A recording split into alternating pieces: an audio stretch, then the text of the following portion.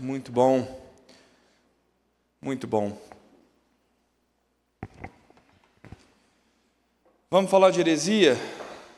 Amém. Coisa boa, né? Acordar de manhã para falar de heresia. Fizemos uma pequena pausa aí semana passada por projeto missionário e eu estava na Bereia semana passada, mas ouvi comentários a semana inteira, né, sobre a Mina. Conhecemos a Filismina lá no... É Filismina para os íntimos, a Juliana não... Está escrito no projeto dela, Juliana, que ela é Filismina, mas ela gosta de ser chamada de Mina. Mas conhecemos ela lá no IBEL, e uma bênção mesmo, né, ouvir do projeto. E semana que vem e na próxima também, viu, irmãos? Então, semana que vem, a missionária Violeta vai estar conosco. A Violeta não é missionária da IPB, não é missionária da APMT, ela é parte de um grande trabalho no Nepal e ela é responsável por 2 orfanatos lá. Então, nós a conhecemos por meio do reverendo João Petrecelli. Quando você está em outro continente, é natural que você goste de encontrar um brasileiro, né? Um brasileiro crente, então, imagina, meu irmão. Você não quer saber se ele é assembleante, se ele é batista, não é? Então, existe esse somar de forças muito grande. Semana que vem, a Violeta chega ao Brasil na sexta-feira. No domingo de manhã vai falar à igreja sobre todo este trabalho do Nepal, especialmente o dela, né? Os 2 orfanatos que ela cuida, um de meninos, um de meninas, são 2 casas ali que são gerenciadas por ela. Então, tem aí muitos desafios mesmo. Eu convido não, né? Eu te convoco para estar aqui semana que vem ouvindo. E no dia 19, como falamos aqui, Fábio e Elisa estão conosco, estão vindo para São Paulo para uma temporada maior. A Elisa pretende o parto aqui em São Paulo, né? Então, com certeza, terão tempo com a gente. O Fábio vai falar disso, né? Mas um dos missionários lá, o Jason, teve o 3º filho. Quando a gente foi lá em dezembro, a esposa estava grávida. A saúde lá é tão boa, meu irmão, que depois do parto do 2º filho, a esposa do Jason decidiu ter filho em casa. Então, o 3º filho nasceu em casa. Então, é por isso que o Fábio está vindo para São Paulo, porque lá a capital não tem estrutura. Então, hoje, a gente vai pegar o fio da meada de novo aí, né? Vamos retomar ali nos assuntos que o Samuel vinha tratando, sobre catolicismo romano.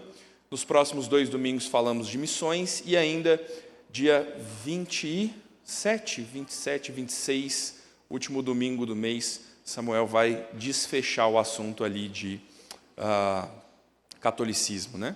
Mas por que o Samuel não está dando aula hoje? Irmãos, porque trabalhou essa semana pra caramba. O menino fez prova do seminário ontem. Agora não vou falar para você orar pela prova do seminário dele, ele já fez. Aí não tem esse negócio de Deus entra dentro do computador e muda o resultado. Agora, meu irmão, é orar para Deus dar conformidade para a gente com o resultado. Mas, irmãos, vamos lá. Nós vamos pensar sobre o cânon das Escrituras. Vamos reconsiderar aí um fundamento teológico.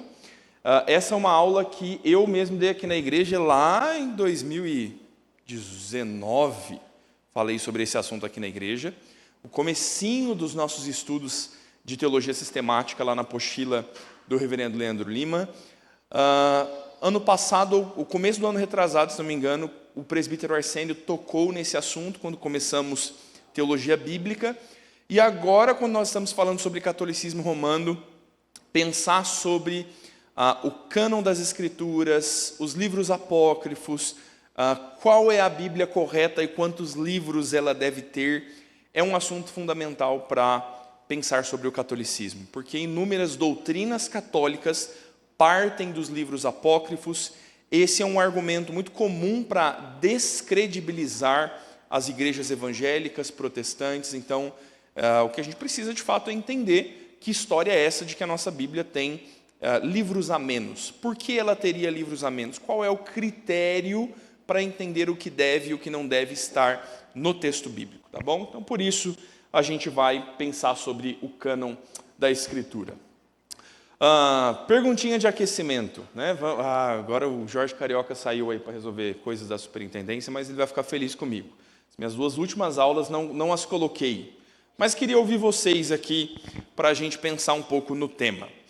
A Bíblia é um livro humano ou divino? E aí, quem começa? Divino?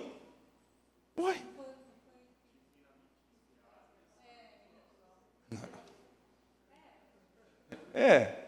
Deus deu a Bíblia pronta? Não, homens escreveram. Então, foram os homens que escreveram a Bíblia? Não, Deus inspirou. Então, nós estamos juntos aqui e inspiração precisa ser o começo desse assunto. O que nós aprendemos nesse processo de revelação, inspiração e registro da Escritura? A gente está pensando em 3 termos teológicos. Revelação é a fala de Deus, o descortinar de Deus aos homens. Ele faz isso de forma geral. Os homens conhecem Deus na criação, no mundo, no relacionamento, mas eles só podem conhecer especificamente quem Deus é de forma específica, especial, como nós chamamos revelação especial, através da Escritura. Então ninguém aprende olhando os pássaros no pôr do sol que Jesus morreu pelos nossos pecados na cruz do madeiro. Eles conseguem olhar para a criação e dizer, olha, a chuva cai, enche o rio, corre para o mar, evapora, chove e cai de novo, isso é maravilhoso. Alguém deve ter organizado isso. Revelação geral. Quem organizou isso? Quem fez os céus nos 7 dias da criação? Deus. Então, só a Bíblia me revela isso de forma especial.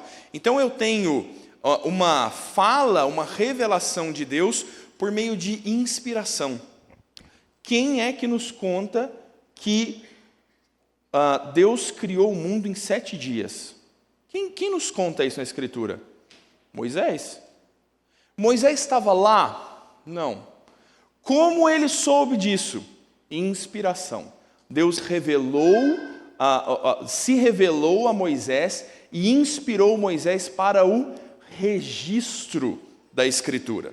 Então, esse processo, existe uma revelação, Deus toma essa revelação e inspira os autores bíblicos para que homens santos falem da parte de Deus. Essa é a referência, a melhor descrição do Novo Testamento. Homens santos falaram da parte de Deus, e esta fala, então, é para nós registrada como Escritura. Tá bom? A gente vai ter algumas variações nesses termos aí, e eu vou te falar já. Muito bem, mas o que então faz com que a Bíblia seja mais importante do que o livro de Ellen White, do que o livro dos Mormons? O que faz com que a Bíblia seja mais relevante do que o Evangelho segundo Allan Kardec? O que faz a Bíblia distinta? E aí, quem dá mais? Transforma vidas. Mas e o irmão que era assassino, roubador, sem vergonha, desviava dinheiro, e agora ele conheceu a doutrina do Espiritismo. E ao invés de roubar, agora ele dá dinheiro para as pessoas, agora ele entendeu que ele tem que ser uma boa alma, que ele tem que fazer tudo direitinho. Não dá para alguém dizer que essa vida foi transformada?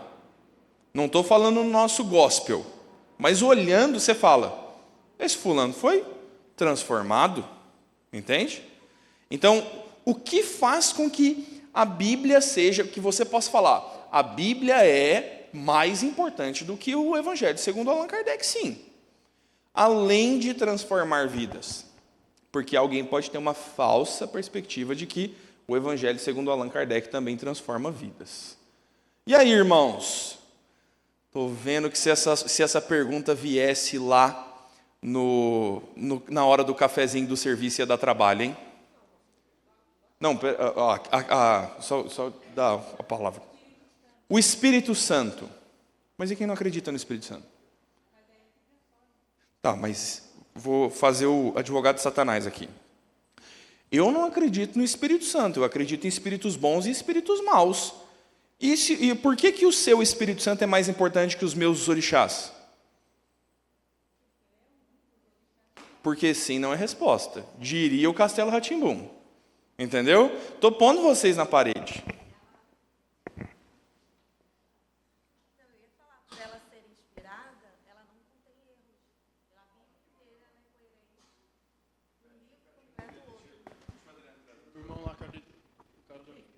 Tem algum herege em casa para ouvir? Não, eu falei que, por ela ser inspirada por Deus, ela não tem erro, ela é coerente. Se você pegar desde o início até o final, ela vai falar do mesmo assunto, do mesmo tema. É um assunto central, né? Ela estava na aula, irmão, lá de 2019. Complementar ela aqui também, pela duração do primeiro ao último livro, acho que são 1.600 anos, não ter contradição, em 3 idiomas, várias pessoas, vários autores, e não tem nenhuma contradição nisso. E uma coisa que eu acho bem mais importante são as revelações futuras que aconteceram também.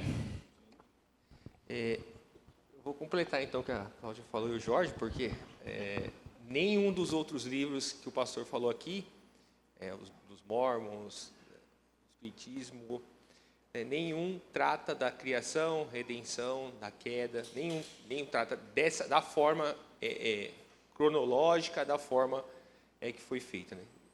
Eles tratam das coisas que o coração daquelas pessoas querem transmitir para as outras, mas não trata realmente do que a Cláudia falou, com o complemento do Jorge, né, e com o complemento meu, que é da criação, da redenção e da queda. Irmãos, vamos pensar, afinal, nesse assunto aqui, e é nesse caminho que a gente está trilhando. Por que só a Bíblia é um ensino sólido e seguro? Porque só a Escritura é inspirada. Não há outra inspiração, não há outro livro que fale da parte de Deus, não há outra possibilidade. E eu tenho evidências dessa inspiração. Os exemplos que eles citaram, a inerrância da Escritura. As profecias do Antigo Testamento se cumprem no Novo, e todos os autores bíblicos falam na mesma teologia, na mesma doutrina, no mesmo corpo. A IPB não consegue fazer isso hoje. Entre os pastores da IPB tem gente ensinando besteira. Nós, como instituição, não conseguimos fazer isso. A Escritura tem 40 autores diferentes. O que o Jorge citou é um intervalo de 1.540 anos, do primeiro ao último. E isso é uma estimativa, é um número aproximado. São 3 continentes diferentes: Ásia, África e Europa, onde a Escritura está sendo composta. Você tem 3 idiomas, grego, hebraico e aramaico. E tudo isso converge numa sólida unidade. A Escritura tem evidências de inspiração. Então, por que nós valorizamos a Bíblia mais do que outros? Por que alguns livros podem até, em um ou outro momento, falar algo parecido, semelhante à Bíblia, mas esses devem ser rejeitados e a Escritura deve ser aceita? Por que ela é inspirada? Porque Deus se revelou e homens santos foram inspirados para o registro da Escritura. Mas deixa eu te dar um adianto aqui, que agora você anotou todos esses argumentos, você está esperando o cético lá do teu trabalho te perguntar na hora do cafezinho. Meu irmão, a fé é a certeza daquilo que se espera e a plena convicção de fatos que não se veem. O mesmo texto diz: aquele que se aproxima do Senhor precisa crer, porque sem fé é impossível agradar a Deus. Em última instância, nós cremos que Deus se revelou. Então, o objetivo não é ganhar uma discussão argumentativa. Talvez você possa dar todos os argumentos, mas alguém que não crê simplesmente não aceita a Bíblia como palavra inerrante, inspirada, autoritária de Deus. Então, nós certamente vamos em algum momento terminar nós cremos nisso, porque a vida cristã é envolvida em fé, é fundamentada em fé.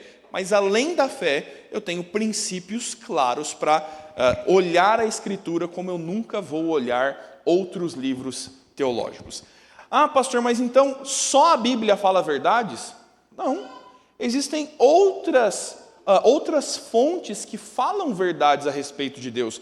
Toda verdade é verdade de Deus. Eu não estou falando de outras fontes de revelação de Deus. Mas se eu tenho um livro que conta a história da primeira igreja presbiteriana de Guarulhos, esse livro é verdade? Se é o livro que o presbítero Luiz não escreveu, falou desse livro a vida toda, Deus não deu condições de escrevê-lo. O Luiz queria escrever um livro que conta a história da primeira igreja presbiteriana de Guarulhos. Esse livro pode ser verdadeiro? Pode? Se ele é verdadeiro, ele é verdade de Deus? Sim. Ele é inspirado? Não. Então, é isso que está fazendo diferenciação quando a gente está pensando na Escritura. Eu posso até encontrar fagulhas de verdade por aí, mas fonte de revelação inspirada e autorizada por Deus, só a Escritura. Partimos daqui. E aqui a gente vai lidar agora com os livros apócrifos, ou os deuterocanônicos, se você preferir esse termo. Quando a gente está falando sobre cânon, esse termo vem da palavra kene, termo grego que significa cana ou vara de medir. É uma régua. Cânon significa régua. Para que serve uma régua? Para você tomar medida das coisas.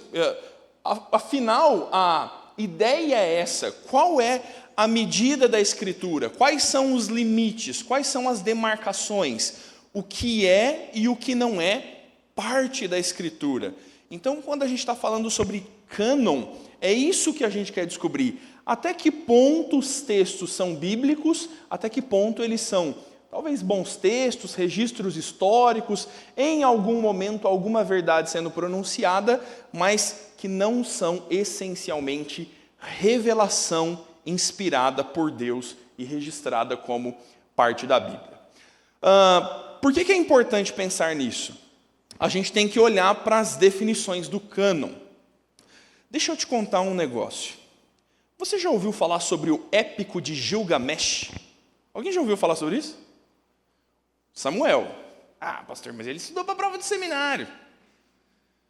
Épico de Gilgamesh. Só o Samuel ouviu falar sobre isso? Nicolas, já ouviu? Samuel e Nicolas, os hereges da nossa igreja. O Épico de Gilgamesh, pode pôr no Google, tá bom? Gilgamesh com SH no final. É uma história na Mesopotâmia, muito tempo antes de o povo de Israel se constituir como nação, muito antes de Moisés e toda a história, e Gênesis, Êxodo, Levítico, Deuteronômio serem escritos. Então, antes do registro do Pentateuco, na Mesopotâmia, que é uma região que, olhando o mapa mundi, está à direita de Israel, conta-se uma antiga história em que houve uma terrível inundação do mundo e um grupo de pessoas se salvou num barco. Que história é essa? Esse é o Épico de Gilgamesh. É uma história que, ao olhá-la, você diz, isso é Noé. Então, isso aqui é o exato relato de Noé. Então, será que a Bíblia é uma grande farsa? E o que Moisés fez foi simplesmente copiar a história dos mesopotâmicos e registrar na Escritura como se fosse parte da história dele? Será que é isso? Será que ruiu a nossa fé e a Escritura não é tão confiável? Não. Você tem, desde todos os tempos, algo que nós chamamos de tradição oral. Pais contam histórias para seus filhos. Histórias são conhecidas no decorrer do tempo. Noé não contaria para os seus outros filhos que nasceram e para os seus netos sobre o que lhe aconteceu no dilúvio. Sem Cã e Jafé não contaria para os seus filhos e para os seus netos o que lhes aconteceu? Seus filhos e seus netos não viveriam em toda a região do Monte Ararat, que se pensa ser próximo à Turquia e aquela região ali limite com a Ásia. Este boato, essa história de coisas acontecidas no passado, não chegariam também à Mesopotâmia? Isso é tradição oral. A tradição oral é fonte de autoridade? É fonte de autoridade a tradição oral? A história contada é fonte de autoridade? O que é fonte de autoridade? Revelação e inspiração. Quando a revelação inspirada sobre Noé vem? Isso vem em Moisés. Moisés se retira a encontrar-se com Deus, e Deus revela a Moisés como o mundo foi criado, como foram os primeiros tempos, como foi propriamente a inundação do mundo, e por que Deus fez isso, e como essas coisas aconteceram. Quem vai registrar isso, inspirado por Deus, é Moisés. O resto é boato. Por que ter cânon? Porque a gente precisa de uma fonte confiável de informação. O conto de Gilgamesh é um boato adulterado do que a gente realmente conhece aqui na Escritura. Pergunta para você. Conhece, Fabrício, o ET de Varginha? Você já foi em Varginha? Aí. Você está entendendo? Tradição oral. Uma história contada. Alguém já foi em Varginha, não? Mas olha lá, o Carlos conhece Varginha. Meu amigo, os pontos de ônibus em Varginha são discos voadores. É sério. A caixa d'água da cidade, no centro da cidade, sabe aquela caixona d'água gigante, assim, de milhares de litros? É um disco voador gigantesco. Na praça da cidade tem um ET verde, assim, ó. Um ETzão verde, com o zoião puxado, assim. Mas nós que somos lá do sul de Minas, a turma fala assim, ó, na verdade, o ET de Varginha, que mobilizou inclusive o exército, e o Fantástico estava lá, e toda essa história, e virou caso de ufologia, o pessoal lá de Varginha e do sul de Minas diz assim, ó, na verdade, era um velhinho lá da cidade, o cachaceiro de estimação do bairro, que chapou o globo, ficou muito louco de cachaça, arrancou a roupa e estava desmaiado lá no meio do mato. E as meninas estavam passando de noite, viram o cara lá, o cara levantou no escuro, elas assustaram, correram, e a melhor descrição que elas conseguiram, dado que elas viram, foi, era um ET. Baixinho, com olho grande, todo nu, era um ET. Na verdade, a turma conta que era só um pingaiada lá do bairro. Entende? Eu não posso tomar tradição oral como fonte de autoridade. A tradição oral está sujeita a falhas, ao erro da transmissão. Por isso, ainda que haja uma tradição oral sobre os eventos da criação, e você vai encontrar várias histórias, meu irmão, semelhantes à Torre de Babel, semelhantes ao Gênesis. E alguém vai te dizer, mas a mitologia de tal país tem uma história parecida com a Bíblia. Então, eles é que não têm o registro autorizado, e isso é fruto de tradição oral, distorcida como sempre, mas agora na Escritura registrada para que haja uma fonte segura e confiável, inspirada por Deus e agora para nós, autoridade bíblica. Então, a autoridade da Escritura não vem da tradição oral, o registro é para que ela se consume, se confirme. Então, você vai ter vários outros escritos antigos também, mas que não são bíblicos. E a Escritura, a Bíblia, está cheia de referências a eles. Eu coloquei uma para você, ó, o livro dos justos. Você já leu o livro dos justos? Não. Ninguém conhece esse livro.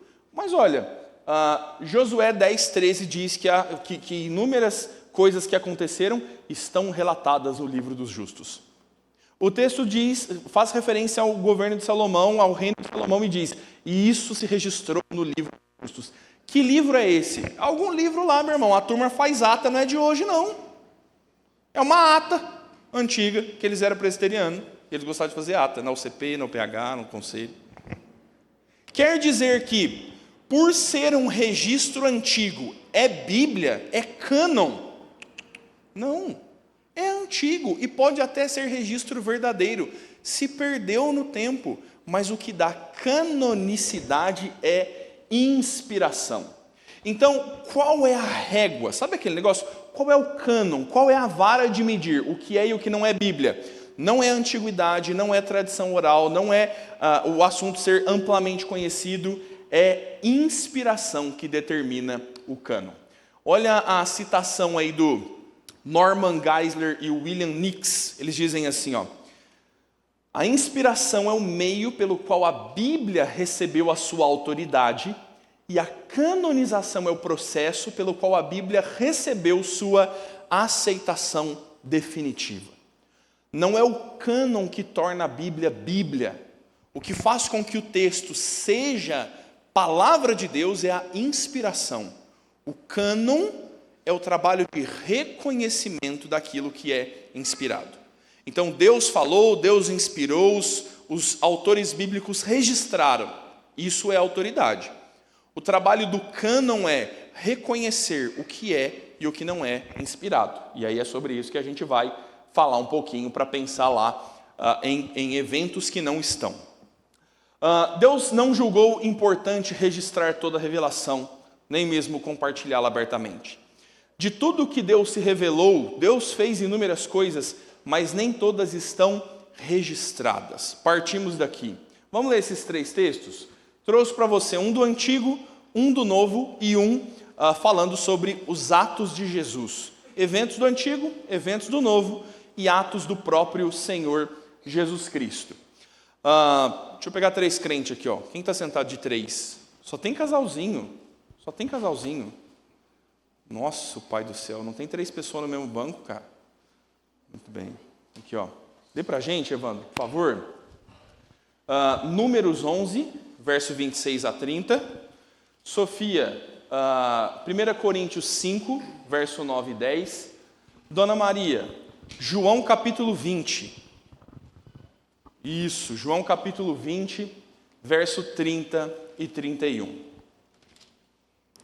Números, capítulo 11, 26 a 30. Porém, no arraial ficaram 2 homens, um se chamava Eudade e o outro Medade. Repousou sobre eles o Espírito, porquanto estavam entre os inscritos, ainda que não saíram à tenda, e profetizavam no arraial.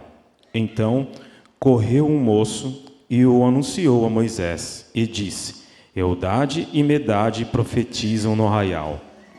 Josué, filho de Num, servidor de Moisés, um dos seus escolhidos, respondeu e disse: Moisés, meu senhor, proíbe-lhe. Porém Moisés lhes disse: Tu tens ciúmes por mim? Tomara todo o povo do Senhor fosse profeta, que o Senhor lhes desse o seu espírito. Depois Moisés se recolheu ao arraial, ele e os anciãos de Israel. Meu irmão, Moisés é um profeta erguido por Deus e Deus se revela através de Moisés. Num belo dia apareceram 2 cidadãos profetizando no meio do arraial e falando da parte de Deus. E o texto diz que eles estão trazendo algum tipo de revelação da parte de Deus. Alguém corre e diz: Moisés, os homens estão lá profetizando, eles têm que ficar quietos. Moisés diz: não, deixa eles falarem. Eles estão falando da parte de Deus. Quisera eu que houvesse mais revelação como essa. Isso aqui, meu irmão, só um detalhe para você. Isso aqui é descritivo. O texto é narrativo, tá bom? Isso aqui não é regra, não. Porque a partir de hoje você fala: então, quando aparecer um profeta, não pode falar para ele ficar quieto. Pode, porque a revelação já terminou. Aqui ela estava começando. A gente não sabia nada sobre Deus. Agora o próprio Deus já se revelou em Cristo. Então isso aqui é a construção da revelação. Só esse detalhe. O que Moisés está dizendo é: tal como eu trago ensinos de Deus, esses profetas estão trazendo ensinos de Deus. Deixem que eles falem. A pergunta para você é: o que eles falaram? O que eles revelaram sobre Deus? Você sabe inúmeras coisas que Moisés trouxe inspirado por Deus. Deus estava falando por meio daqueles homens. O que eles falaram? É ensino de Deus? É. Deus falou por meio deles e Moisés está concordando que eles estão falando de Deus, da parte de Deus. Mas o que eles falaram? Eu não sei. Nem toda revelação está registrada na Escritura e só o que está registrado é palavra de Deus. Olha a mesma coisa acontecendo no Novo Testamento. Lê para a gente, Sofia. 1 Coríntios 5, verso 9 e 10. Já em carta vos escrevi que não vos associeis com os impuros. Refiro-me com isto não propriamente aos impuros deste mundo, ou aos avarentos, ou roubadores, ou idólatras, pois nesse caso teríeis de sair do mundo. É isso mesmo. Já vos falei em outra carta? Muito bem, é isso mesmo. Só fiquei eu perdi o começo da leitura. Paulo está dizendo: já falei para vocês em outra carta e já adverti vocês sobre isso. Tá, mas essa carta é a primeira carta aos Coríntios. A gente tem 1ª e 2ª Coríntios, mas na primeira carta Paulo está dizendo, eu já falei em outra anteriormente. Que carta é essa? Que carta é essa, Ana Júlia? Não sei. Existe 3ª Coríntios? Não, porque o texto está registrado e autorizado e o cânon já se fechou, não há nova revelação. Tá, mas Paulo escreveu uma carta aos Coríntios sem ser a 1ª e a 2ª que a gente conhece? Sim.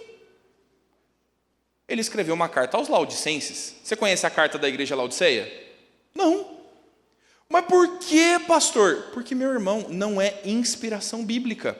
São instruções pastorais de Paulo, são ensinos à igreja. Eu sei lá o que Paulo escreveu, mas se não está na Escritura, não é inspirado. Meu irmão, Paulo não é inspirado. Quem é inspirado não é a pessoa. O texto é inspirado e não o apóstolo Paulo. Então, aquilo que foi registrado como palavra de Deus e está inspirado é palavra do Senhor.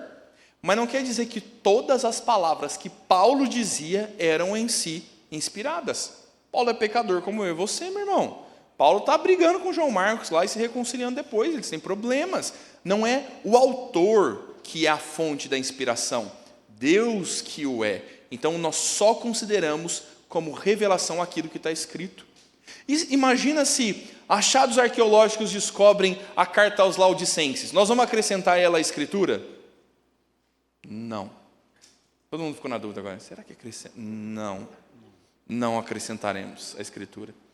Porque se o Senhor a desejasse como parte da Escritura, o Senhor a teria preservado e mantido desde o 1º século, como todo o restante da Bíblia. E toda a palavra é inspirada por Deus, toda a Escritura é inspirada por Deus, mas aquilo que não foi registrado não é inspirado. Quer dizer que Paulo mentiria na carta aos Laodicenses? Tem ensinos heréticos lá? Não, só não é texto bíblico. A carta aos Laodicenses entraria junto com o livro da história da primeira igreja presbiteriana de Guarulhos e o livro dos justos. É texto, mas não é escritura, não é autoridade última para a nossa vida. Olha João 20, 21, João capítulo 20, versículos 30 e 31. Você lê para a gente, Dona Maria? Em verdade, fez Jesus antes dos discípulos muito outros sinais que não está escrito nesse livro. Esse, porém, foram registrados para que criei que Jesus Cristo, Filho de Deus, para que, criando, tenhas a vida e seu nome. Tem mais coisa que Jesus fez que não está na Bíblia? Claro que tem, meu irmão. Óbvio que tem, ué. Mas Deus não teria que ter registrado isso para isso ser também importante para a nossa vida? Não. O Senhor está dizendo abertamente no Evangelho de João, muitas coisas fez Jesus que não estão escritas. Mas as que estão escritas, para que estão escritas? Para que vocês creiam que Ele é o Filho de Deus. Então, há outras instruções, há outros milagres. O texto está dizendo que muitos outros sinais fez Jesus que não estão escritos. E aí aparece um João aqui em Guarulhos, dizendo que Deus revelou para ele aquelas outros sinais, e ele escreve um livro sobre as outras coisas que Jesus fez. É ensino bíblico? Não é. Então, canonicidade é estritamente o texto inspirado por Deus, o registro feito da revelação que foi inspirada por Deus. Então, essa é a nossa régua para entender o que é e o que não é texto bíblico. Nem tudo que foi ocorrido, nem todos os fatos que aconteceram é revelação de Deus. O próprio texto está dizendo que há inúmeras coisas que não são revelação, apesar de terem acontecido. Posso pensar no cânon sem inspiração? Alguns estão trazendo essa questão. Então, se eu estou dizendo para você que a régua, que o cânon, que a medida é inspiração, alguns querem fazer cânon, fazer régua sem inspiração, com base em outros argumentos. Quais são os mais famosos? Primeiro deles, antiguidade. O primeiro deles é a antiguidade. Os antigos já diziam, ô frase lazarenta, né?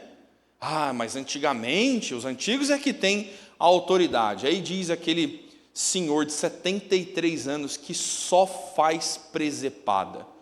Os antigos são extrema fonte de autoridade, os escritos antigos, o tempo de decorrência, dá a eles autoridade? Certamente não, meu irmão.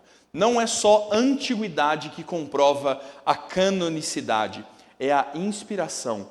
Olha, num contraponto disso, como que não é o tempo decorrido que faz com que o texto seja autoritário.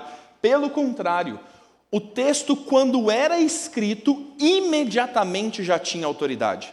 Não é quando decorreu o tempo que veio a sua autoridade. A autoridade do texto é imediata. Vamos ler 3 textos que estão mostrando isso, que imediatamente eles estão reconhecendo a Bíblia como palavra de Deus. Vou pedir para o Ricardo ler para a gente, Deuteronômio 31, verso 24 a 27.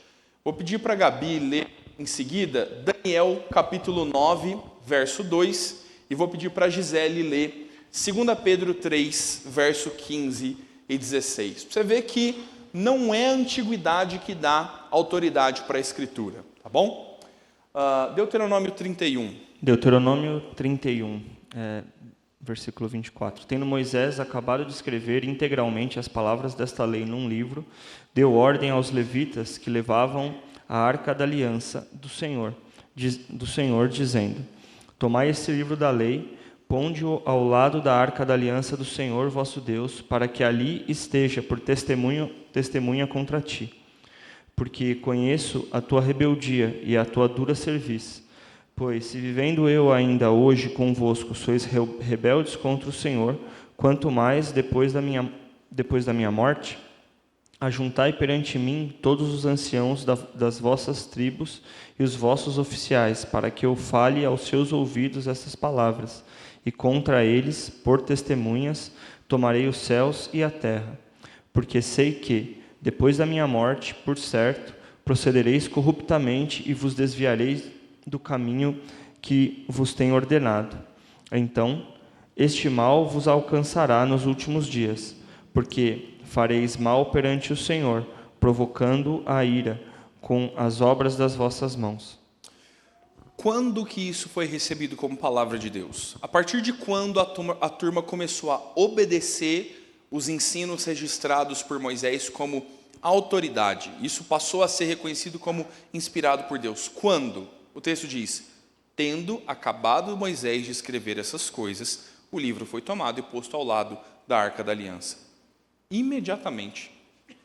Porque o argumento católico, e é aqui que nós estamos por isso nós estamos trazendo esse assunto, diz: mas os livros de 1º e 2º Macabeus são mais antigos que a encarnação de Jesus.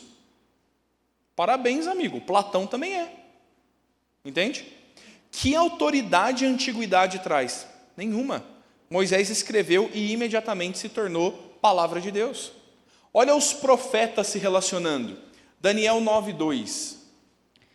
No primeiro ano do seu reinado, eu, Daniel, entendi pelos livros que o número de anos de que falara o Senhor ao profeta Jeremias, que haviam de durar a assolação de Jerusalém, era de 70 anos. Daniel leu do profeta Jeremias e entendeu o tempo de 70 anos que Deus haveria revelado a Jeremias. É imediato, eles estão no mesmo tempo. Profeta do Antigo Testamento conversando com o profeta do Antigo Testamento através do texto. Então, a antiguidade não é fonte de autoridade. Olha como no Novo Testamento a mesma coisa acontece. Lê para a gente, Gisele. E tende por salvação a longanimidade de nosso Senhor, como igualmente o nosso amado irmão Paulo vos escreveu, segundo a sabedoria que lhe foi dada. Ao falar acerca destes assuntos, como, de fato, costuma fazer em todas as suas epístolas, nas quais há certas coisas difíceis de entender, que os ignorantes e instáveis deturpam, como também deturpam as demais escrituras, para a própria destruição deles. Pedro está dizendo, o nosso irmão Paulo escreve algumas coisas que são difíceis de entender. Pedro está lendo o apóstolo Paulo. O que os maus homens fazem? Pegam as coisas difíceis e deturpam e tornam elas em algo que não é o que Paulo escreveu. Mas Pedro está dizendo, apesar de haverem ensinos difíceis, Paulo está nos escrevendo com autoridade. Pedro reconhece a canonicidade dos escritos do apóstolo Paulo. Então, antiguidade, meu irmão, é no mínimo uma furada.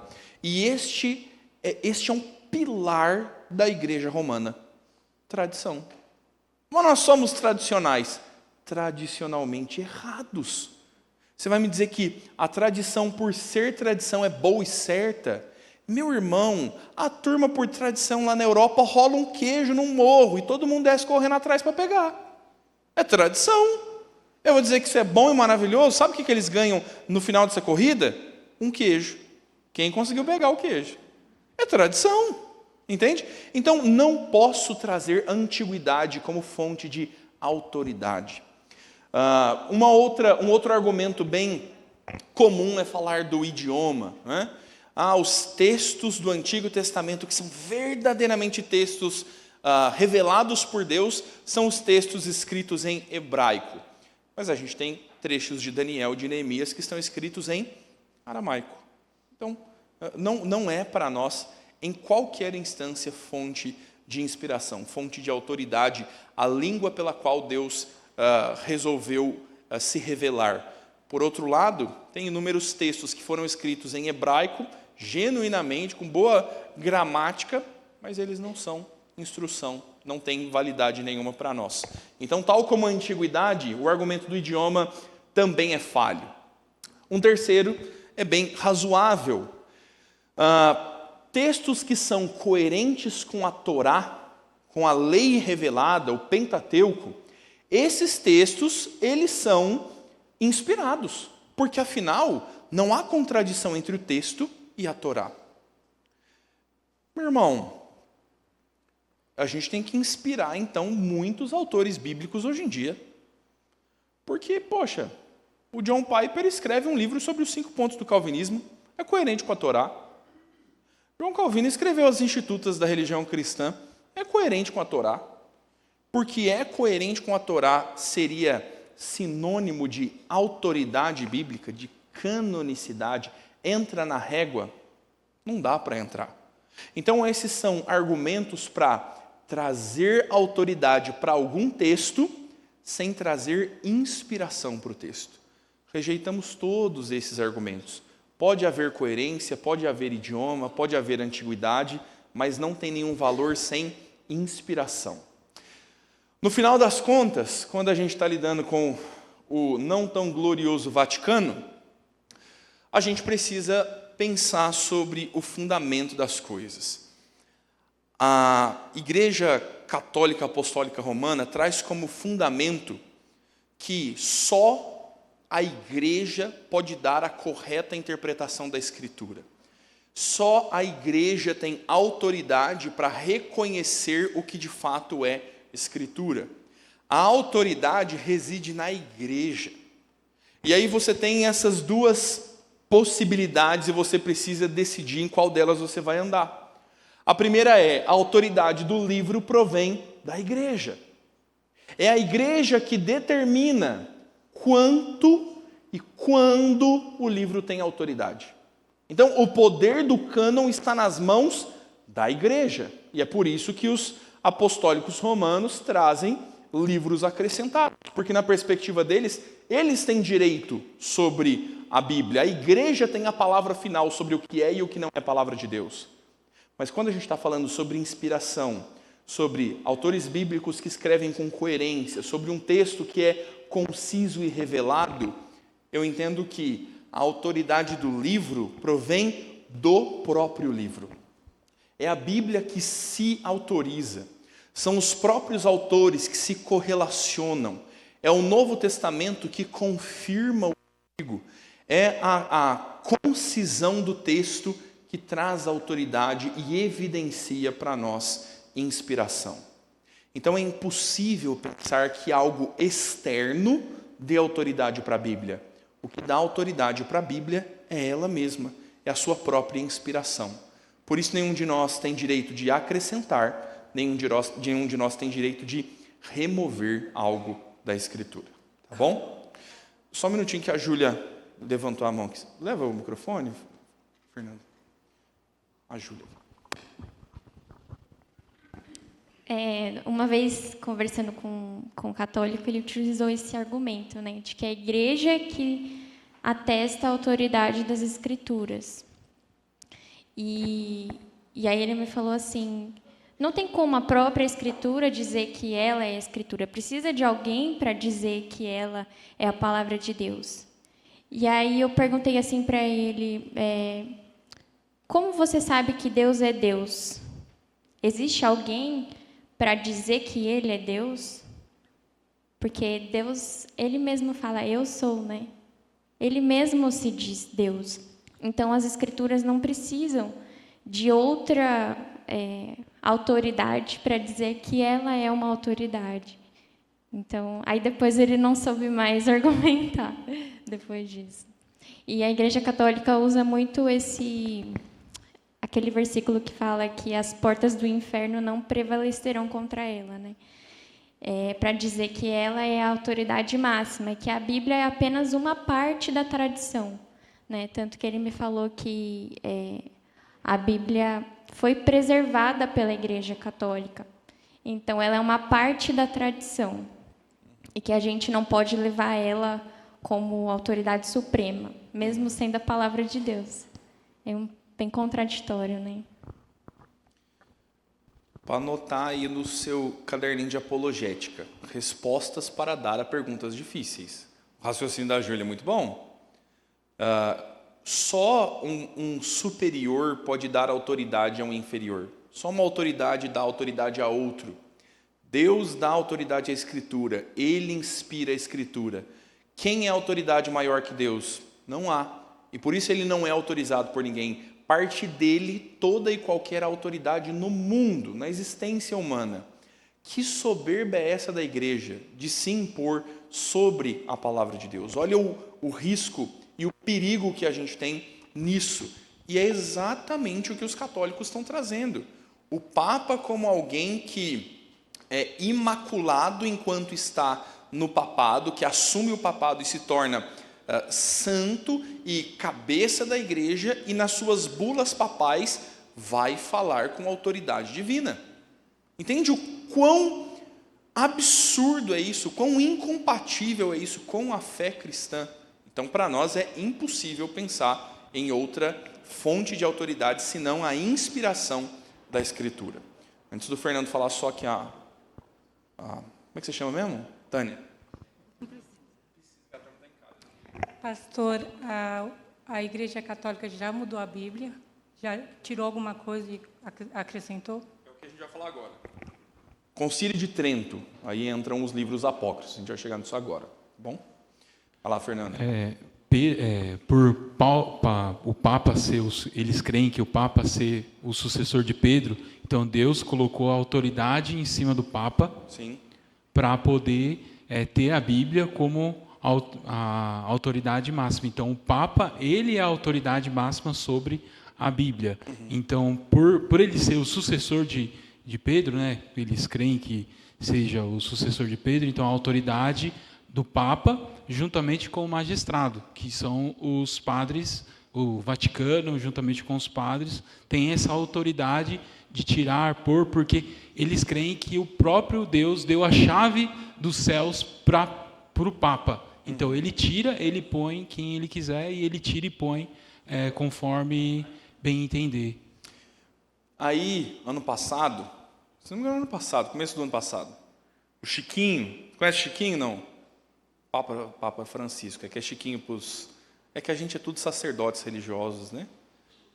Aí o Papa Chiquinho foi lá e numa declaração documental disse que casamento homoafetivo não é algo que necessariamente seja pecado. Lembra disso? Lembra das notícias disso? E aí, cidadão? E agora, José? Como é que a gente faz? Como que os católicos conservadores, né? Assim, o que o Brasil Paralelo vai falar disso agora? Está entendendo? E agora, como é que faz? A justificativa, não, mas ele não falou como catedrático. Ele não disse enquanto estava na cadeira falando da parte papal. Ah, entendi. Tá bom. Não, quando eu falo heresia, eu não estou falando como pastor também, não. Quando eu erro teologicamente, é só o capetinha que fica aqui no ombro, né? A parte tradicional da Igreja Católica, você vê algumas... É que eu esqueci o nome que eles falam lá, sinagoga, sei lá qual é o nome. Ainda, eles mesmos, eles pegam e falam assim, se você ainda é tradicional, católico tradicional, procure uma igreja que seja tradicional, porque o ramo carismático que está aceitando, que mais aceita a parte... você vê muita igreja carismática crescendo no Brasil, né? Igrejas carismáticas. Então, eles creem que essa linha de pensamento vem da igreja carismática. Já tem o worship de Maria, tá, irmãos? Já viram, não? A moça dançando atrás de Maria, assim, igual a turma do worship, Ministério de Dança Católico. Já tem. Não estou fazendo piadas, não. Eu estou fazendo em tom de piada, porque é de rir mesmo. Mas já tem, pode pôr no Google aí, adoração de Maria, igualzinho parede preta e tudo mais, agora Maria. E aí eu vou parar aqui na Cláudia para a gente retomar o assunto, mas olha o problema disso. Mas a gente também recomenda as pessoas procurarem uma igreja mais próxima da Bíblia. Claro, porque nós não cremos que a salvação e a autoridade está na igreja, nós cremos que está em Cristo. Então todos aqueles que creem em Cristo serão salvos, procure a igreja mais próxima e creia em Cristo. Agora eles dizem, toda a igreja católica apostólica romana é a igreja do Senhor e só ela é a igreja do Senhor.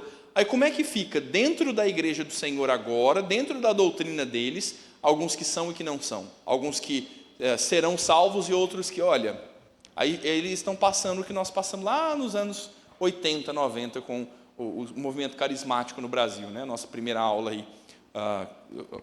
De seitas e heresias, né? Ou nossa segunda lá que eu falei de neopentecostais. Só uma dúvida, pastor, sobre a inspiração, voltando um pouquinho. Tá.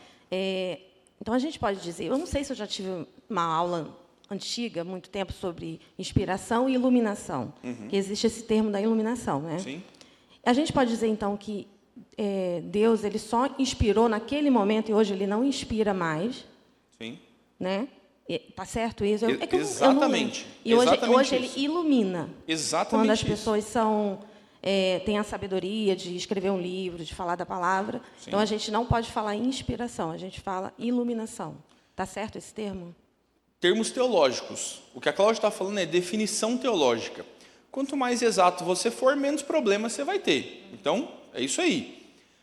Quando teologicamente, eu estou falando de revelação divina, e eu uso o termo inspiração, é a ideia de que o Espírito Santo é que soprou a palavra aos autores. Eles estão sendo inspirados por Deus. Inspiração é o processo em que Deus vai usar os autores para registrar a Escritura. De formas diferentes, alguns em revelação direta, outros levando o profeta para ver o vale de ossos secos e agora registrar o que ele viu. Outros, como Moisés, Deus está dizendo, Moisés, escreve agora o que eu vou te dizer. Não matarás, não furtarás, não adulterarás. Formas diferentes que compõem a inspiração. Deus está usando as características pessoais daqueles homens e Deus está se revelando. Inspiração é revelação.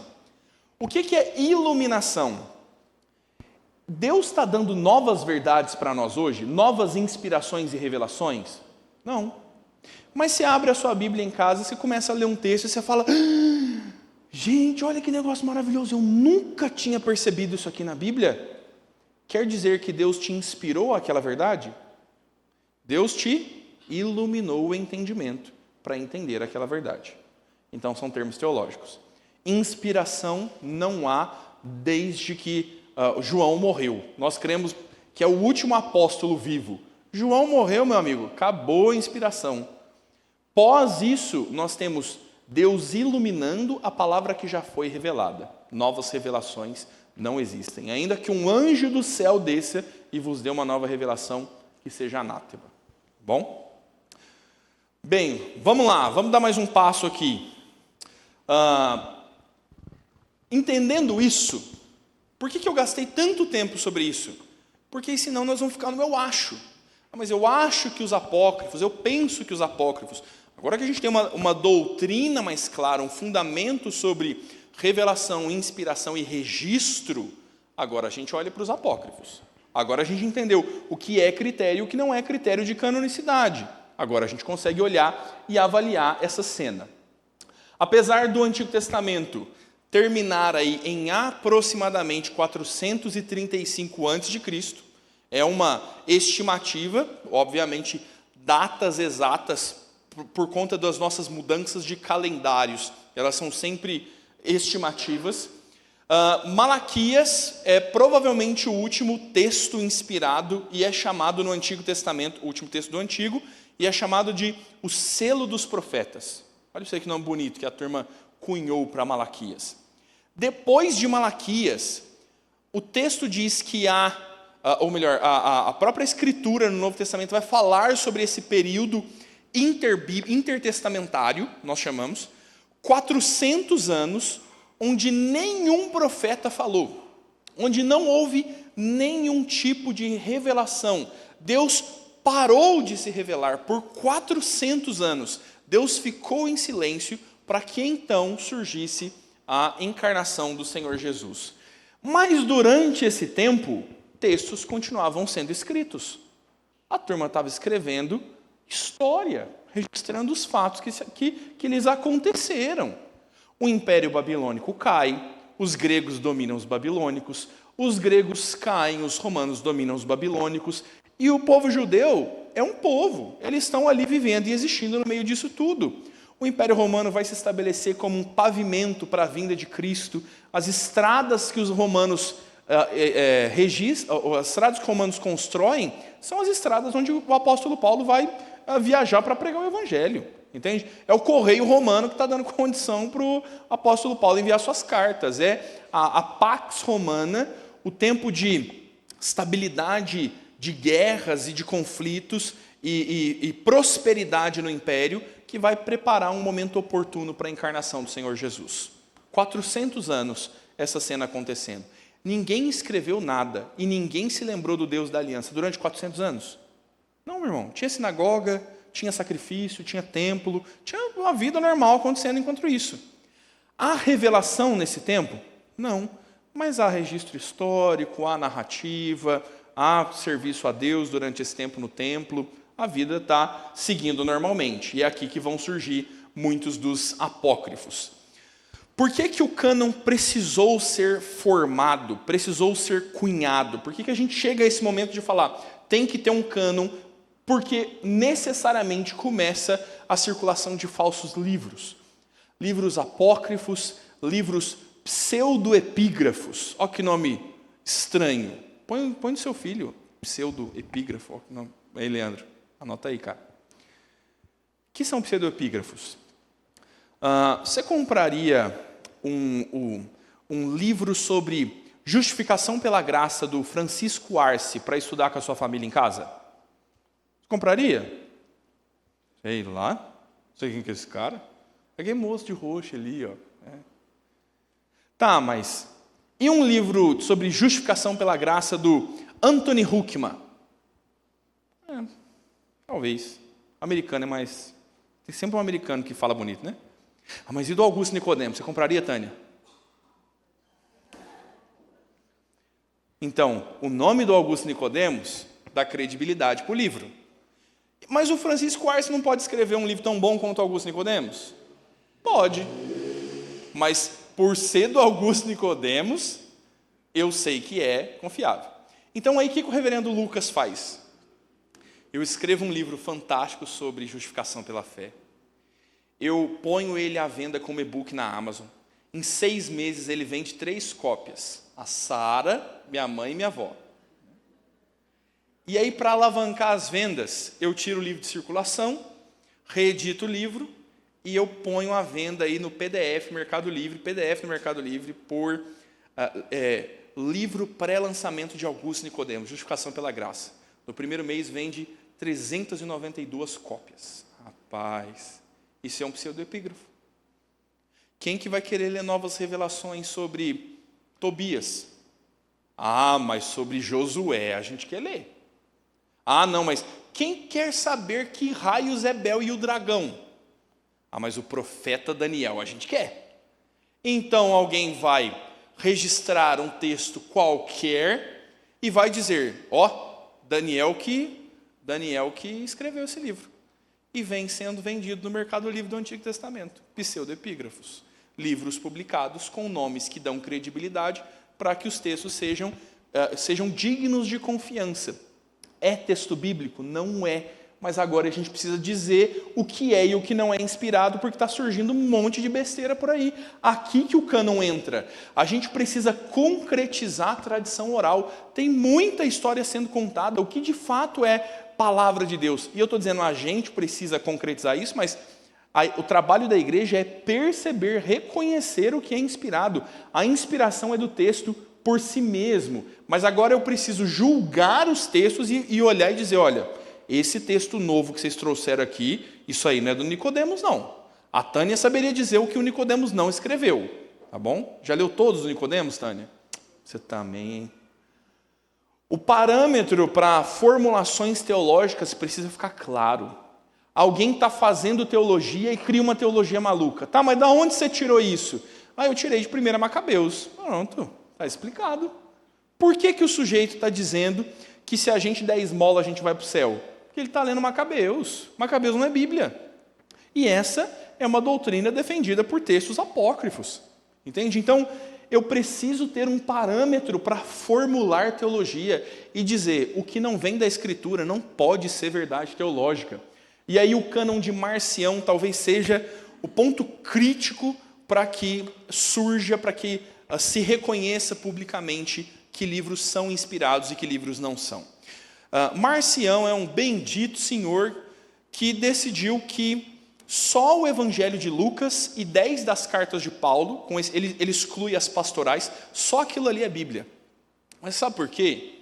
Marcião é antissemita. Ele é amiguinho do Hitler, ele não gosta de judeu.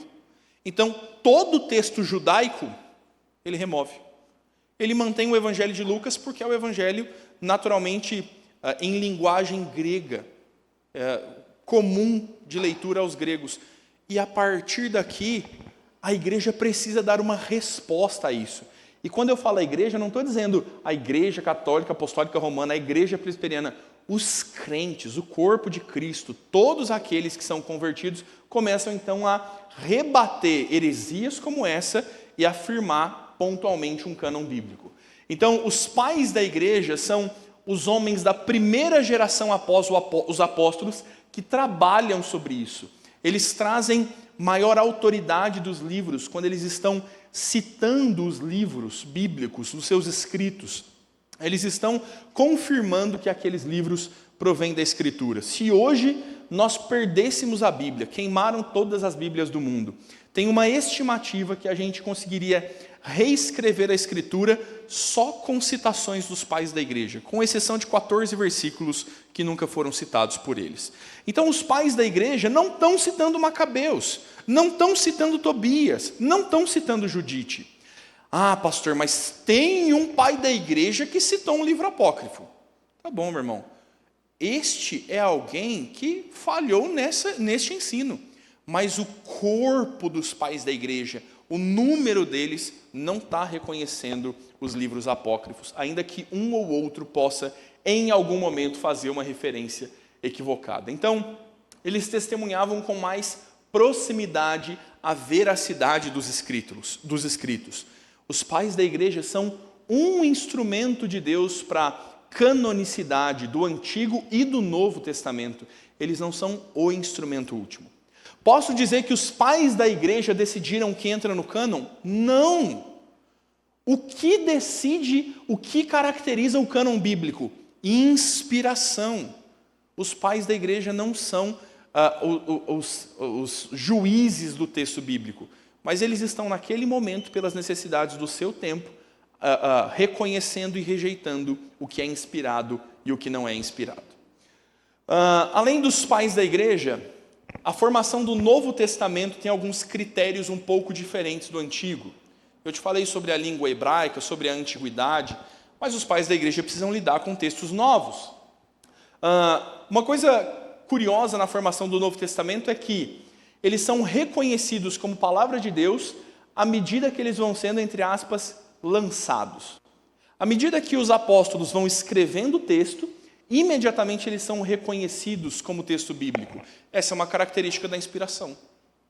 Os textos que eram inspirados por Deus eram conhecidos pela igreja que os recebeu, como a carta de Paulo, como os evangelhos que foram conhecidos, e esses textos são conhecidos pela universalidade da igreja. Todas as igrejas e todos os crentes do Novo Testamento e dos primeiros séculos, todos eles conheciam todos os textos bíblicos. Mas não é possível surgir um evangelho que conta que Jesus ressuscitou um passarinho quando era criança, Jesus teve uma esposa, foi casado. Nenhuma das igrejas do Novo Testamento conheceu essas coisas. É boato que surgiu depois. Então, a universalidade e os textos serem reconhecidos, normativos, à medida que eles são escritos pelos apóstolos, é um símbolo forte de canonicidade do Novo Testamento. Deixa eu só desfechar aqui, Nathalie, e a gente volta. Além disso, todos os livros do Novo Testamento foram escritos pelos apóstolos ou diretamente supervisionados por eles. Todos os textos do Novo Testamento estão no corpo apostólico. Lembra do argumento da Júlia de autorização, de delegação? Deus vai, por meio do Senhor Jesus, chamar 12 apóstolos. E, poxa, mas e Matias? Então, o Senhor mesmo chamou o apóstolo Paulo. E Paulo diz, olha, eu sou como um nascido fora do tempo. É o próprio Cristo que aparece a Paulo e o chama para segui-lo. E cada um desses vai ou escrever ou participar do processo, supervisionando, reconhecendo a apostolicidade do Novo Testamento. Então, meu irmão, você deve se lembrar que os apóstolos são aqueles que foram nomeados por Cristo, não aqueles que são autodenominados apóstolos. Será que o apóstolo Valdomiro Santiago, então ele está apto a escrever um livro novo? Ele é apóstolo. Mas quem que fez ele apóstolo?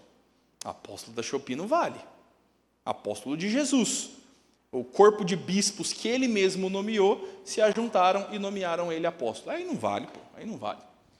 Então, outros livros foram escritos por cristãos piedosos da antiguidade, mas apesar de edificantes, contêm erros, afirmações contraditórias, e aí essas são as razões pelas quais não os recebemos como escritura. É o que a Cláudia falou lá no começo. Esses livros corrompem o princípio da inerrância. Então, não recebemos também do Novo Testamento textos novos.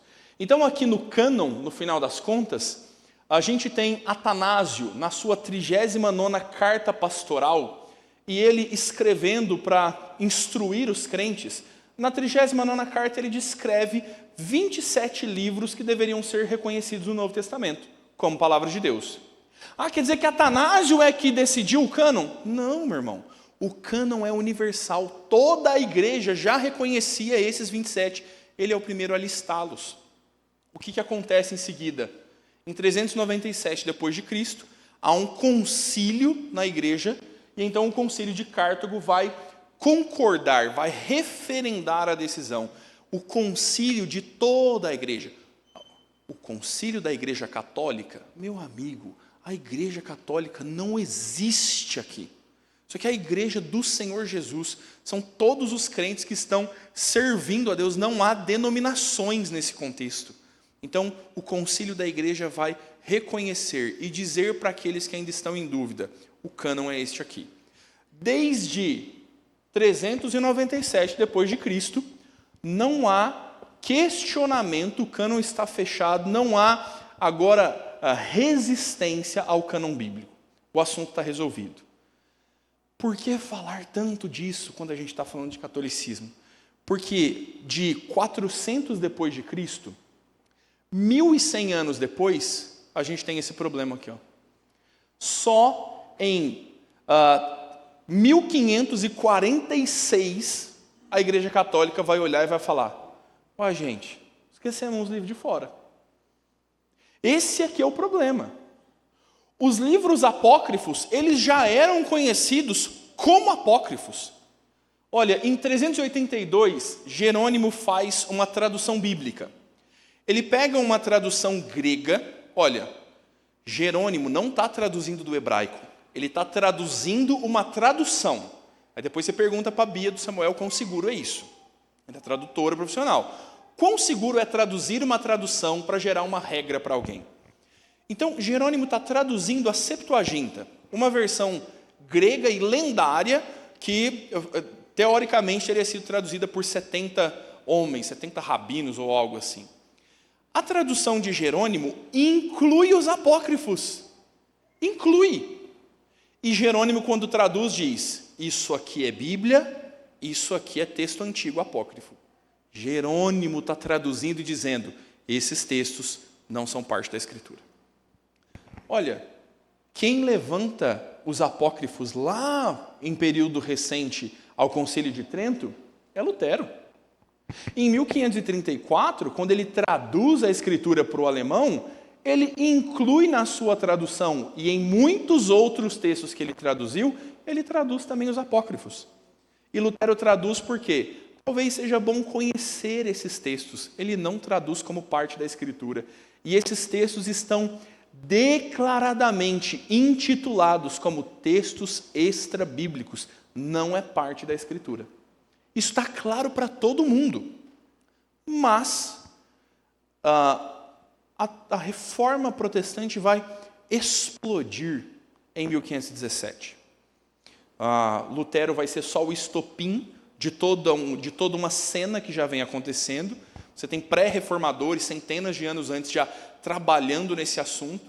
E as 95 teses vão causar uma cisão na igreja.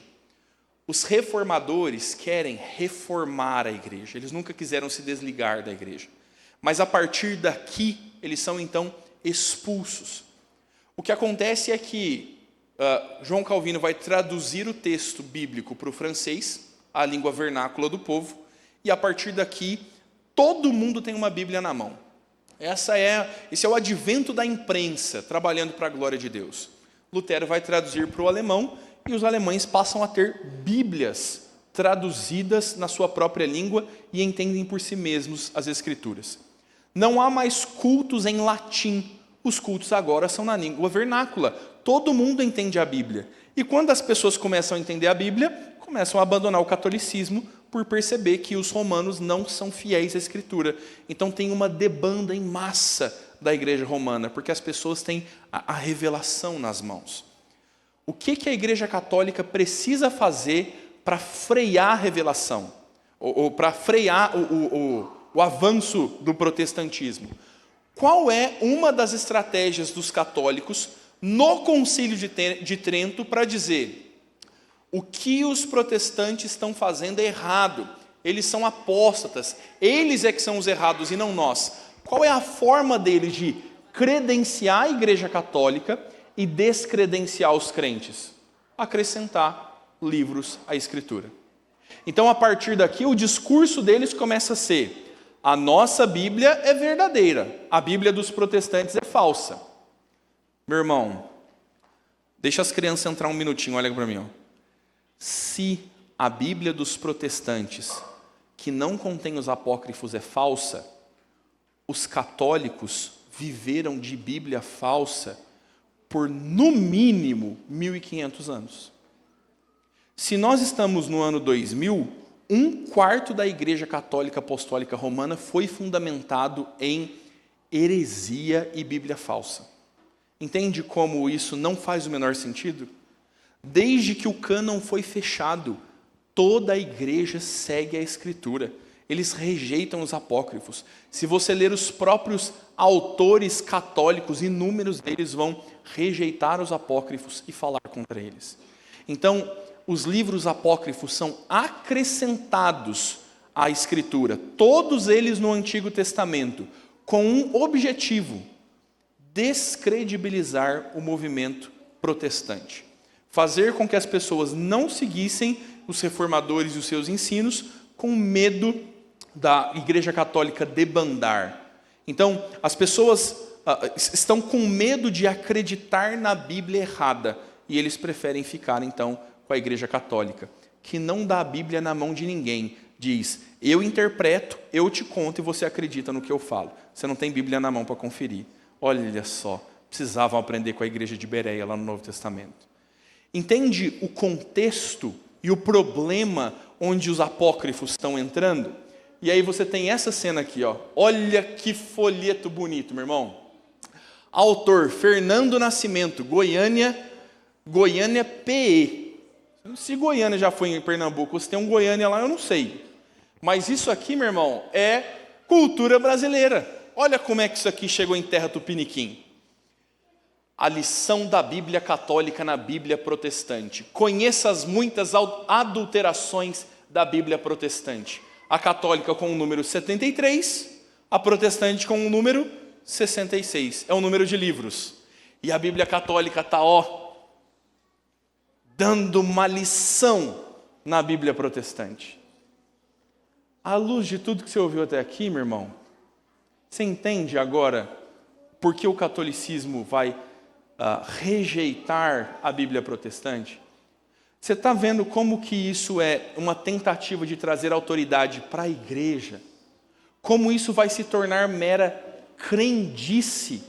E eu tenho boa convicção de que a maioria dos católicos não fazem ideia, não tem a menor noção de que a Bíblia deles, por 1/4 do tempo em que a igreja existe, foi a mesma Bíblia que a nossa. Que São Tomás de Aquino, o grande teólogo católico que sistematizou a doutrina católica, São Tomás de Aquino tinha nas mãos uma Bíblia igualzinha à nossa. É a Bíblia que era tomada e reconhecida pela igreja como autoridade. Então, é nesse contexto, é nesse problema que a gente está pensando nas diferenças.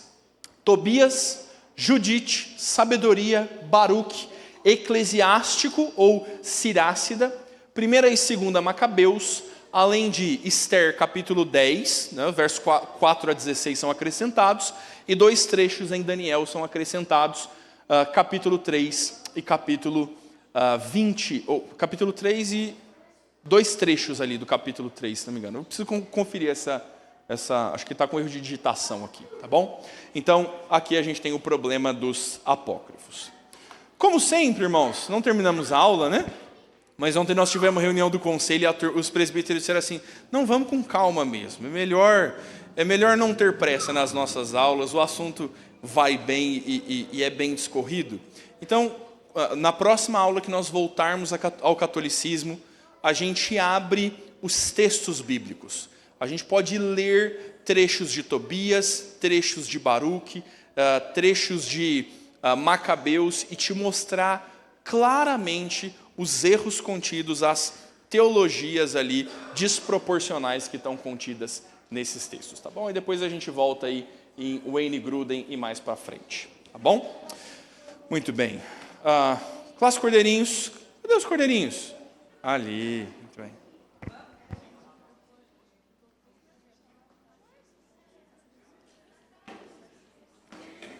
Opa! Oi, tudo bem?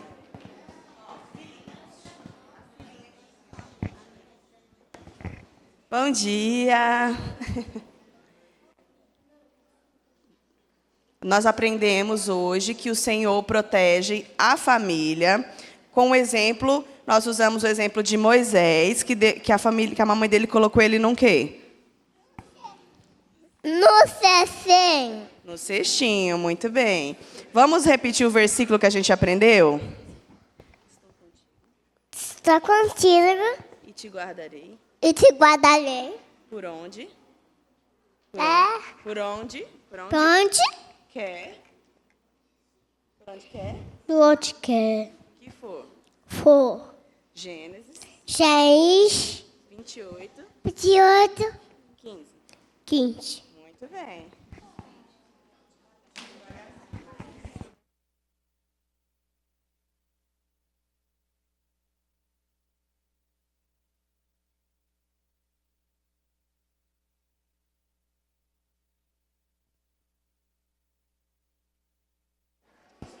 Hoje aprendemos a pergunta 15. Quem foi o primeiro homem que Deus criou? Adão. Gênesis 2:7.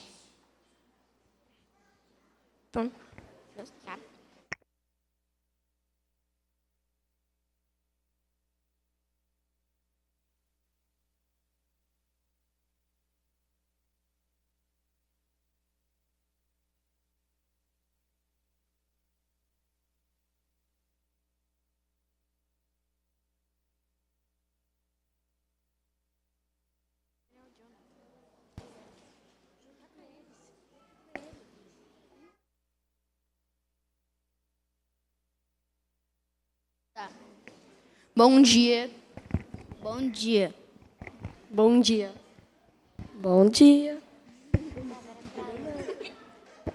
Bom dia. Hoje aprendemos um pouco sobre a história de Ruth, que Deus agiu com providência na vida dela e na vida de Noemi.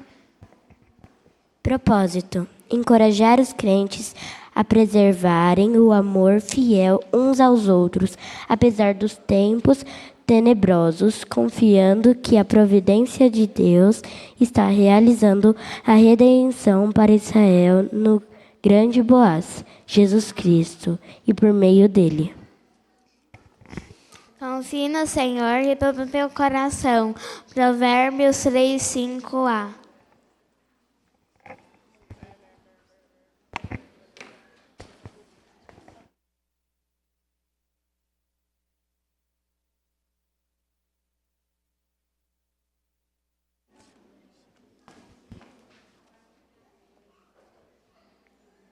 Bom dia.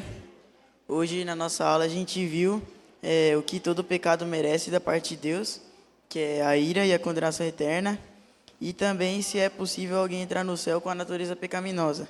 E a resposta é que não. Se o coração da pessoa não for mudada, ela não vai entrar no céu. Respondeu Jesus: em verdade te digo, quem não nascer da água e do Espírito não pode entrar no reino de Deus. João 3:5.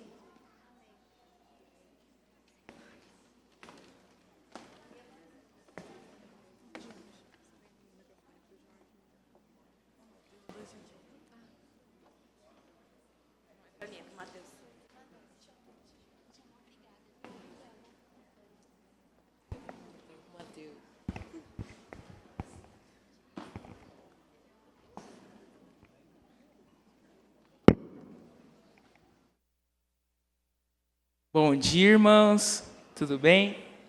Hoje, na nossa aula, nós aprendemos o que é confessar. E confessar é revelar, ou reconhecer, ou declarar o que fizemos.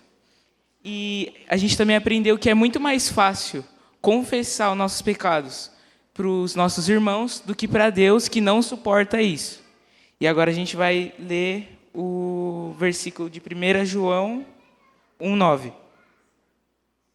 Se confessarmos os nossos pecados, Ele é fiel e justo para nos perdoar os pecados e nos purificar de toda injustiça. É isso.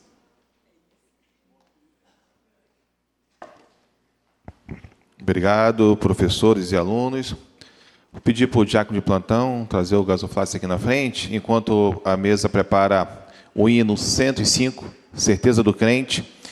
E aproveitar para dar um aviso a todas as sociedades. No dia 16 de novembro, vamos marcar aqui na igreja a eleição, tá, de todos os cargos. Logo assim, após a aula, o pastor vai fazer uma devocional só para todas as sociedades e logo em seguida iremos nos separar para ter a eleição. Durante esse período, vocês já vão pensando nas indicações de presidente, de secretário, tesoureiro, para quê? Para não ter a surpresa aqui na hora. Então, já venha já com os candidatos, tá joia? Se preparem, não faltem nesse dia, 16 de novembro, tá? Ao som da música, vamos cantar e quem veio preparado pode trazer o seu real missionário.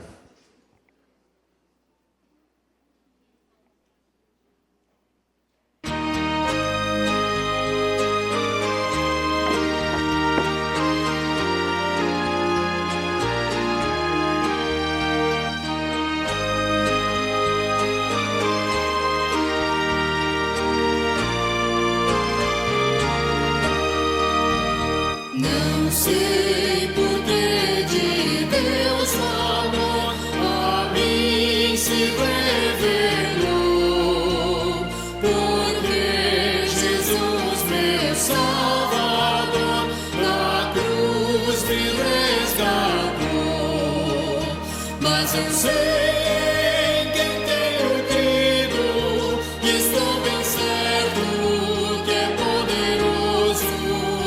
Guardará, pois, o meu tesouro até ao dia final.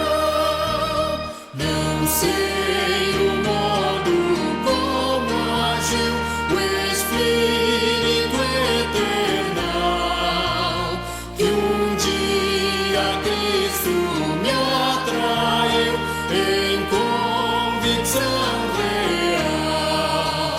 Mas eu sei em quem tenho crido, e estou bem certo que é poderoso. Guardará, pois, o meu tesouro até ao dia final. Não sei o que de mal ou bem é destinado a mim. Se maus ou áureos dias vêm até da vida ao fim. Mas eu sei em quem tenho crido, e estou bem certo que é poderoso. Guardará, pois, o meu tesouro até ao dia final.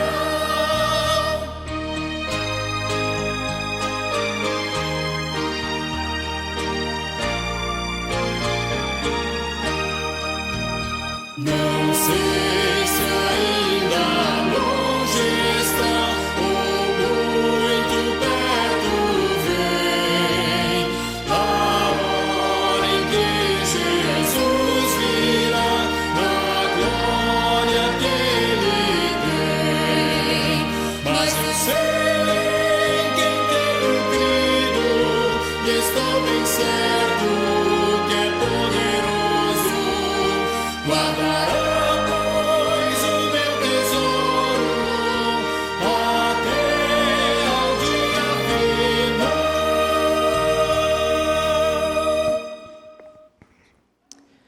Senhor Deus, te agradecemos pelo Real Missionário, Pai, te louvamos porque o Senhor tem abençoado a obra missionária e sabemos que o Senhor continuará provendo, Pai, para todos os nossos irmãos no campo, Deus. Eu peço que o Senhor tenha misericórdia em todas as atividades dele, que esse dinheiro seja utilizado com sabedoria, Pai, pois cremos que será, Pai, pois cremos que o Senhor já reservou, Pai, pessoas e a boa destinação desses valores, Pai. Nós te agradecemos por tudo, Deus, em nome de Jesus.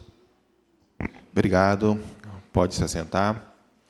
Tem algum visitante pela primeira vez nessa manhã? Sem visitantes? Sim. E aniversariante temos da semana?